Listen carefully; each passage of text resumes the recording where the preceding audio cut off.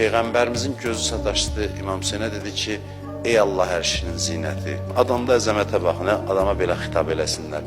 Deyir, ey Allah ərşinin zinəti. Dedi ki, ya Rasulallah, siz qala bu söz mənə yaraşmaz. Mən Allahın ərşinin zinətiyəm, siz ola.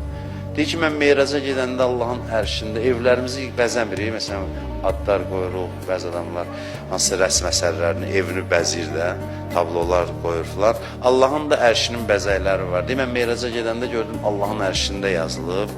Ərş nədir ki, biz bilmirik də təbii ki. Ərş bizim təsəvvürümüzdən xaric bir şeydir. Allahın ərşində yazılıb ki, İnnəl Hüseyn misbahul huda və səfinətun necah. Həqiqətən Hüseyn hidayət çırağı və nicat gəmisidir. Nədir bu mənası? Hidayət çırağı nədir? Mən misal deyim sizə, gecə qaranlıqdır, dənizin ortasındasan, dəniz təlatümdədir, coşur, dalğalar, sən də qalmısan, bilmirsən hansı səmtə gedəsən. Biri sənə işıq göstərir, işıq, görürsən ki, sahil oradadır, sahili itirmirsən. Görürsən sahil oradadır, deyirsən nə yaxşı, amma baxırsan sonra qorxursan getməyə, deyirsən axı mən getsəm çatanmayacam sahilə. Bu dalğaların, burulğanların içində gedəməyəcəm. O deyir ki, səbr elə. Əsas odur ki, gördün, gəlmək istəyirsən, sən səbr elə, sən tərpənmə. Mən gəlib səni götürüb aparacam. Ona görə deyir, təkcə hidayət çırağı yox, həm də nicat gəmisidir. Həm göstərir, həm hərəkət etdirir. Səndən istənilən nədir? O çırağı görəndə şövq yaransın ki, mən getmək istəyirəm, gedə bilmirəm.